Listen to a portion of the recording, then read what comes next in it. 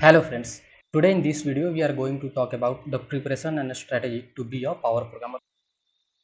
तो there are two ways, या तो आप अगर आप कॉलेज में हो तो आप प्लेसमेंट के थ्रू, आई मीन आप फ्रेशर हो तो प्लेसमेंट के थ्रू आप पावर प्रोग्रामर बन सकते हो, या फिर दूसरा वे है कि अगर आप इन्फोसिस में ऑलरेडी काम कर रहे हो एंड वहाँ से अगर आपको पावर प्रोग्रामर बनना है तो उसके लिए आपको क्या करना पड़ेगा।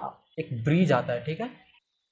तो ब्रिज के थ्रू आपको क्या करना पड़ेगा, अप्लाई करना पड़ेगा और उसके बाद आपका कोडिंग और इंटरव्यू होगा। मतलब पावर प्रोग्रामर बनने के लिए बेसिकली दो एग्जाम होता है। पहला कोडिंग में अगर आप क्वालिफाई होते हो, after that you will get call for interview. अब हम बात करते हैं कि एग्जैक्टली क्या क्या क्वेश्चंस पूछे जाते हैं, किस टाइप के क्वेश्चन पूछे जाते हैं, कितना टाइम लग सकता है, क्या क्या प्रिपरेशन स्ट्रेटेजी हो सकता है। इन सारी चीज़ों को हम डिटेल में देखने वाले हैं, राइट। ठीक है, तो मैं नेक्स्ट स्लाइड पे चलता हूँ। सबसे पहले फ्रेंड मैं आपको एक बात बता दूँ कि आप कोई एक लैंग्वेज चूज कर लो। लेट्स से आप जावा चूज कर लो, आप सी प्लस प्लस चूज कर लो, आप पाइथन चूज कर लो। Totally depends on your choice and your comfort zone. उसके बाद आपने लैंग्वेज चूज कर लिया, अब आपको क्या करना है, कोडिंग प्रैक्टिस करना है। इस चीज़ के बारे में डिटेल में मैं आगे वाली स्लाइड में बात करूंगा, पर अभी मैं एक ओवरव्यू दे दूँ। आपने लैंग्वेज चूज कर लिया, अब आप क्या कर सकते हो, आप या फिर मैं ये जो प्लेटफॉर्म है ना, इस चीज़ के बारे में लास्ट में मैं बात करूँ। बस मैं आपको एक ओवरव्यू दे दूँ कि अगर आप कोडिंग की प्रैक्टिस करना चाहते हो तो मेरे हिसाब से जो बेस्ट प्लेटफॉर्म मुझे अभी तक लगे हैं और जिस पे मैं अभी तो कोडिंग प्रैक्टिस करते आ रहा हूँ, वो एक तो हैकर रैंक है, उसके बाद एक है हैकर। ये दो प्लेटफॉर्म बहुत अच्छा है। लीड कोड है, लीड कोड पे आप बेसिकली कोडिंग तो डेफिनेटली आप कर ही सकते हो। उसके साथ साथ इंटरव्यू में क्या क्या क्वेश्चन आ सकता है, आई am not talking specifically about Infosys. आप किसी भी आप प्रोडक्ट बेस्ड कंपनी का, लेट से अमेजन, फेसबुक, मेटा, या जो भी हमारे पास फांग और मांग है, आप उसके लिए भी आप इंटरव्यू क्वेश्चंस आप यहाँ से देख सकते हो। उसके पास आपके पास एक प्लेटफॉर्म होता है कोड सेफ, यहाँ पे आप कोडिंग कर सकते हो। W3 स्कूल्स बेसिकली कोडिंग के लिए नहीं होता है, पर हाँ अगर आपको रिसोर्सेज चाहिए, आपको कंटेंट चाहिए बहुत ही उसको क्या बोल सकते हैं, इजी लैंग्वेज में, तो ये W3 स्कूल्स जो है ये हमें प्रोवाइड कराते हैं। तो ये चीज़, ये रिसोर्स आप रेफर कर सकते हो, ये प्लेटफॉर्म आप रेफर कर सकते हो for your coding practices and all those. उसके बाद हम देखते हैं बेसिक से कि क्या क्या हमें करना होता है। तो दोस्तों अगर आप एक पावर प्रोग्रामर के लिए फोकस कर रहे हो तो आपको कुछ टॉपिक्स पे मेनली फोकस करना पड़ेगा। वैसे आपको तो हर जितना आपने पढ़ा है या जो भी आपने प्रैक्टिस किया वो तो है ही है, पर जो मेनली फोकसेबल चीज़ है फॉर पावर प्रोग्रामर, ये हमारे पास है। सबसे पहला स्ट्रिंग, मैं यहाँ पे प्रिसाइजली बात करूँगा जावा का, मतलब मेरा जो मेन जो इंडिकेशन रहेगा वो जावा की तरफ रहेगा, because I did that through Java itself. So string का नॉलेज आपके पास बहुत अच्छा होना चाहिए। स्ट्रिंग के मेथड्स कौन कौन से होते हैं वो आपको बहुत अच्छे से पता होना चाहिए। दूसरा, एरेज का कंसेप्ट आपके पास होना चाहिए। तीसरा, कलेक्शन। अब दोस्तों बहुत सारे लोग आपको बताएंगे, इनफैक्ट सही भी हो सकता है, पर मेरे नज़र में मेरा क्या राय है, लोग बोलते हैं डेटा स्ट्रक्चर बहुत अच्छा होना चाहिए। दोस्तों दोस्तों डेटा स्ट्रक्चर कोई रॉकेट साइंस नहीं है। ऐसा नहीं है कि डेटा स्ट्रक्चर में आपको हर चीज़ आना चाहिए, आपको स्टैक आना चाहिए, graph, tree, everything. It's not, अभी अभी के लिए तो ये उतना ज़्यादा रेलिवेंट नहीं होगा। डेटा स्ट्रक्चर डेफिनेटली आना चाहिए, पर नॉट एट एक्सट्रीम लेवल, ठीक है। तो उसी के लिए मैं क्या बता रहा हूँ, आप कलेक्शंस पढ़ लो जावा में। कलेक्शंस में आपके पास लिस्ट होगा, आपके पास सेट होगा, आपके पास मैप होगा। अगर ये तीन इंटरफेसेस, अगर आप I mean list, set too interface है, मैप भी इंटरफेस है, तो अगर ये तीनों का अगर नॉलेज आपके पास रहता है और इसकी इम्प्लीमेंटेशन क्लासेस का अगर आपके पास नॉलेज है with the methods and the practices, तो आप क्वेश्चंस को बहुत अच्छे तरीके से हैंडल कर पाओगे, ठीक है। और इस चीज़ को हम कहीं ना कहीं डेटा स्ट्रक्चर बोल सकते हैं, राइट। बाकी डेटा स्ट्रक्चर में बहुत कुछ आता है ना।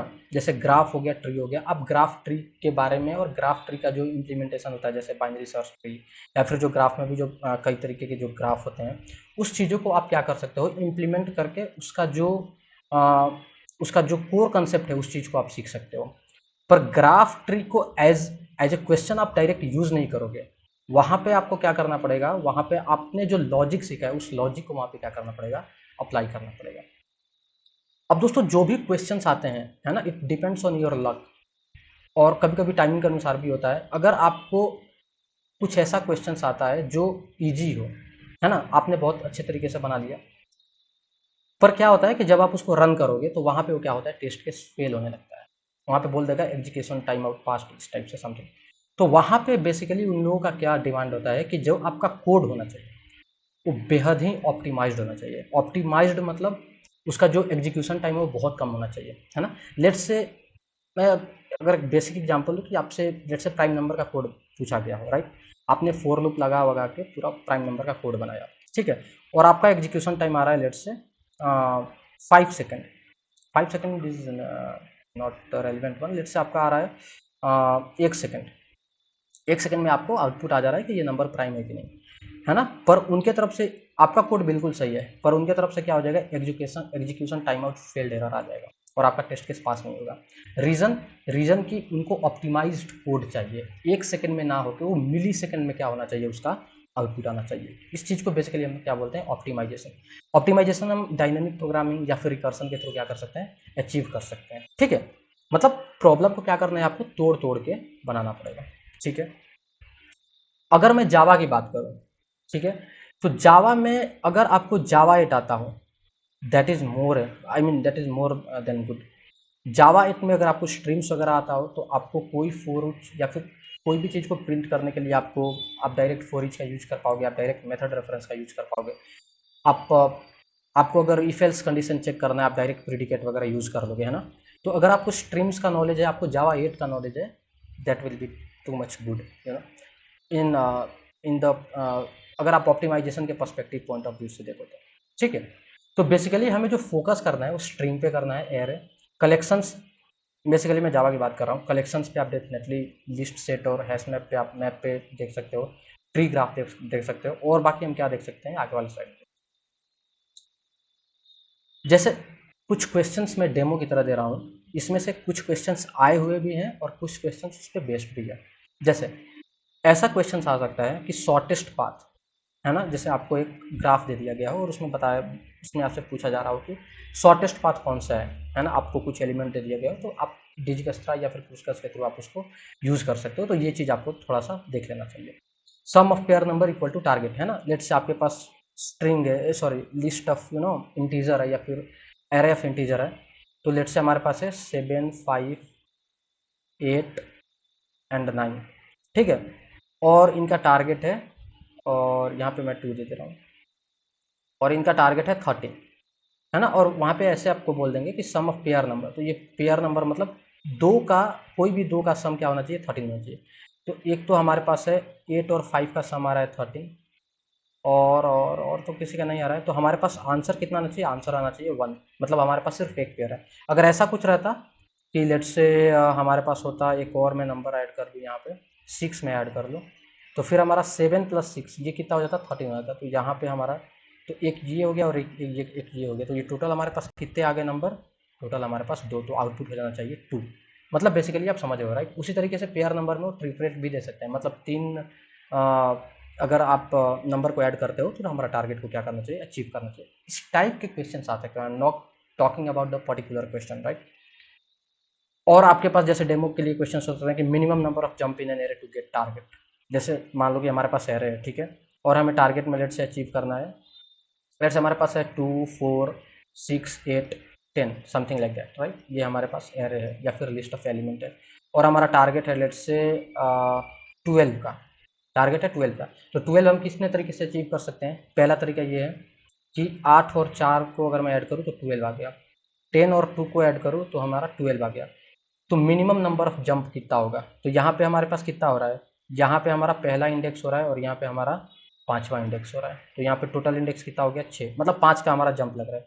यहाँ पे हमारा इंडेक्स हो गया, तो मतलब मैं नंबर की बात करूँ, इंडेक्स तो यहाँ पे 1 हो जाएगा, राइट।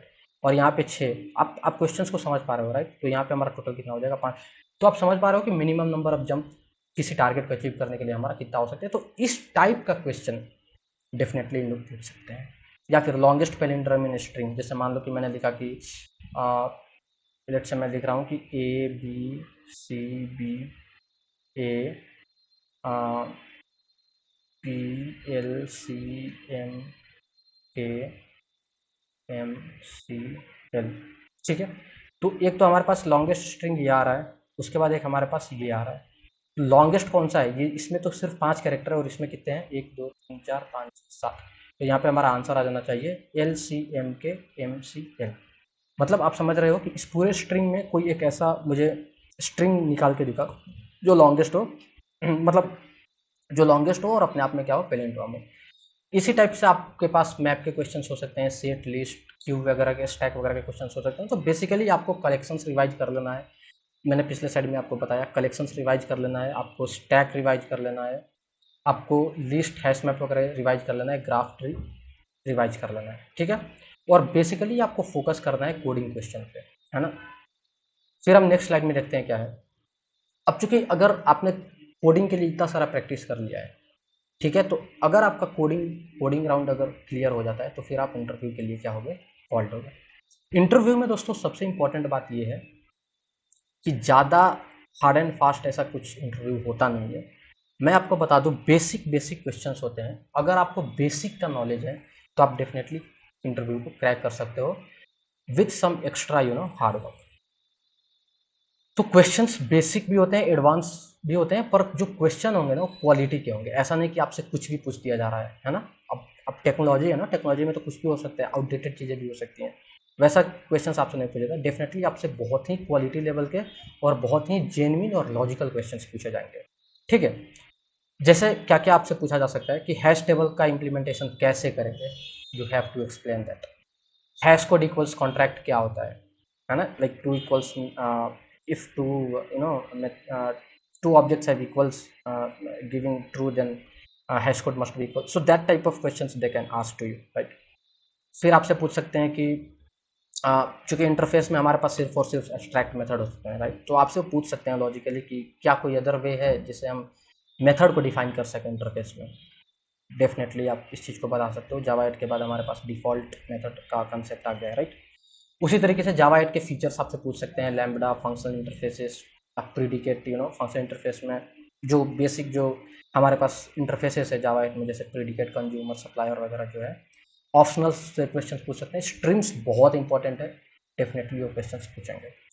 उसके बाद अगर आप ऑलरेडी किसी प्रोजेक्ट में हो, जावा के प्रोजेक्ट में हो, let's say I am not specific to Java, I am not specific to any language, but मैं जावा की बात इसलिए कर रहा हूँ क्योंकि मैं जावा डोमाइन में अगर इंटरव्यू दे रहा हूँ, तो अगर इंटरव्यूअर मुझसे पूछता है कि which language you are most comfortable, then I will tell Java. So in that scenario they can ask, है ना। So that's the reason why I mentioned it at not mandatory for each and everyone. अगर आप definitely कभी कभी पूछ सकते हैं कि अगर आपने स्प्रिंग में काम किया हो, just to check your knowledge and confidence. अगर आपने माइक्रो सर्विसेज में काम किया हो तो आपसे पूछ सकते हैं कि स्प्रिंग के कॉन्फ़िगरेशंस क्या होते हैं, मैपिंग क्या होता है, कैसे सर्वर पे रिक्वेस्ट जा सकता है ना, एंड कंट्रोलर क्लासेस कैसे उस चीज़ को हैंडल करता है। So all those questions they may ask, but it's not mandatory, it's not, I mean it's not that much required. उसके बाद आपसे हो सकता है आपसे वो कोडिंग करा लें, हो सकता नहीं, I think in majority cases they will ask to code something, not the exact coding, but they will ask to implement some logic. So जैसे आपसे पूछ सकते हैं कि occurrence of character, जैसे आपके पास जैसे मेरे पास एक लेट्स से मेरे पास एक स्ट्रिंग है इंडिया, तो पूछ सकते हैं कि आपको ऐसा इम्प्लीमेंट करके दिखाना है कि आई 2 बार आ रहा है ना, एन एक बार आ रहा है, डी एक बार आ रहा है। So basically you get my point, right, कि occurrence of each and every character in that particular string, इस टाइप से वो पूछ सकते हैं। ऐसा भी वो बोल सकते हैं कि आप हैश मैप के थ्रू इस चीज़ को इम्प्लीमेंट करके दिखाओ, ताकि वो आपका नॉलेज चेक कर पाए। अगेन मैं बोल रहा हूँ, इट्स फ्रॉम जावा डोमेन। अगर आप C++ पे से हो, डेफिनेटली आपसे आपके लॉजिक के बारे में पूछेंगे, ठीक है। प्राइम नंबर आपसे पूछ सकते हैं, नॉर्मली पूछ सकते हैं कि प्राइम नंबर आप इम्प्लीमेंट करो, एक प्राइम नंबर है कि नहीं है कोई नंबर, या फिर ऐसा बोल सकते हैं कि आप प्रिकर्सर के थ्रू प्राइम नंबर को इम्प्लीमेंट करके दिखाओ, ठीक है। बाइनरी सर्च ट्री को एक्सप्लेन करने के लिए बोल सकते हैं, या फिर उसका लॉजिक इम्प्लीमेंट करने के लिए बोल सकते हैं। तो बेसिकली इंटरव्यू में यही चीज़ है कि आपको बेसिक नॉलेज होना चाहिए और एवरेज भी नॉलेज होना चाहिए, पर जो नॉलेज होना चाहिए वो क्वालिटी का होना चाहिए, है ना। मेरा बेसिक जो मेरा मेन एजेंडा है वो ये है। अब दोस्तों यहाँ पे मैंने एक बहुत इंपॉर्टेंट लाइन लिखा है कि good things takes time, consistency and hard work is smart work. अगर आपको कुछ अच्छा अचीव करना है तो उसके लिए कंसिस्टेंसी, टाइम और हार्ड वर्क जरूरी है विद स्मार्ट वर्क। लक कभी कभी काम करता है, but not always, right. Focus on basic first, मैंने पहले भी बोला कि फोकस ऑन बेसिक फर्स्ट। अगर आपका बेसिक स्ट्रांग नहीं है तो आप आगे जाकर क्या हो जाओगे, आप सक्सेस नहीं हो पाओगे, राइट। तो बेसिक आपका डेफिनेटली स्ट्रांग होना चाहिए, उसके बेस पे ही आप मिडिल केस और अपर केस को क्या करोगे, अचीव कर पाओगे। सबसे इंपॉर्टेंट चीज़ है दोस्तों कि आपको अगर कोई भी, आई am not talking specific about power programmer, आप किसी भी कोडिंग इंटरव्यू को अगर आप क्रैक करना चाहते हो, मैं इनिशियल फेज की बात कर रहा हूँ, आई am not talking about 5 year of experience और 10 ईयर ऑफ एक्सपीरियंस। उस चीज़ के लिए आपको सबसे पहले एक लैंग्वेज पे स्ट्रिक्ट होना पड़ेगा। अगर आपको कंपनी में जाना है, कंपनी में आपको कदम रखना है, तो उस चीज़ के लिए आपको, आई एम नॉट टॉकिंग कि आप दूसरे लैंग्वेजेस ना सीखो, ठीक है, पर स्पेसिफिकली मैं आपको बता रहा हूँ कि आपको कोडिंग और इंटरव्यू के लिए किसी एक न एक लैंग्वेज पे क्या होना पड़ेगा, स्टिक होना पड़ेगा। रीज़न क्या है और कौन कौन सा लैंग्वेज हो सकता है मेरे नज़र में दोस्तों, या तो आप जावा को चूज करो या सी प्लस प्लस को चूज करो। अगर इस दोनों में भी मैं बात करूं तो आप जावा को चूज करो। इसका रीज़न बहुत ही सिंपल है। सबसे पहला रीज़न है कि इंटरव्यू में ज़्यादातर जो क्वेश्चंस बनते हैं वो जावा पे ही बनते हैं। जो उप्स को जो सबसे बेहतर तरीके से आपको समझाने का काम करता है वो जावा लैंग्वेज है। आई एम नॉट टॉकिंग कि सी प्लस प्लस नहीं करता है या फिर पाइथन नहीं करता है, डेफिनेटली इन्हों करते हैं, पर जो फील और जो जो एक्सपोजर आपको जावा के थ्रू मिलता है, मुझे नहीं लगता है कि आप उस चीज़ को फील कर पाओगे थ्रू सी प्लस प्लस। और इस चीज़ को आप तभी रियलाइज कर पाओगे when we go for Java. तो जावा से आप डेफिनेटली इंटरव्यू के अच्छे अच्छे क्वेश्चंस को क्या कर सकते हो, क्रैक कर सकते हो। First point. The second point is कि कोडिंग भी आपका जावा के थ्रू आराम से हो जाएगा using collections and data structure. C plus plus में इसलिए रिकमेंड करता हूँ क्योंकि सी प्लस प्लस एक तो, जैसे मैंने पहले ही बोला कि उनको ऑप्टिमाइज्ड कोड चाहिए, और सी प्लस प्लस जो होता है ना, उसका जो एग्जीक्यूशन इन्वायरमेंट होता है थोड़ा फास्टर होता है। सो दैट्स द रीजन कि जो डायनेमिक प्रोग्रामिंग होता है ना, वो बेसिकली सी प्लस प्लस की, ठीक है, या जो सी पी होता है कम्पिटिटिव प्रोग्रामिंग। तो यही मैं रेकमेंड करूंगा, या तो आप जावा की तरफ स्टिक कर जाओ या फिर सी प्लस प्लस की तरफ स्टिक कर जाओ। अगेन आई एम सेइंग, मैं ऐसा नहीं बोल रहा कि आप दूसरे लैंग्वेज को मत ट्राई करो, आप डेफिनेटली ट्राई करो, पर I think this too will be more successful. So यहाँ तक जो पूरा जो प्रिपरेशन प्लान था और जो फोकस था और जो स्ट्रेटेजी था जो मैंने आपको अभी तक बताया, अगर आपको कोई भी और इससे रिलेटेड डाउट होता है या फिर प्रिपरेशन से रिलेटेड कोई डाउट होता है तो आप डेफिनेटली कमेंट सेक्शन में इस चीज़ को पूछ सकते हो। और इससे पहले मैंने एक वीडियो और अपलोड कर रखा है पावर प्रोग्रामर से रिलेटेड। उसमें मैंने बताया कि किस किस डेट को और किस किस टाइप से आपको मेल आते हैं इन्फोसिस में अगर आप ब्रीच के थ्रू अप्लाई करते हो। I think that video will also useful to video वाले। सो आज के लिए इतना ही रखते हैं, अगले किसी वीडियो में फिर हम बात करते हैं। Till then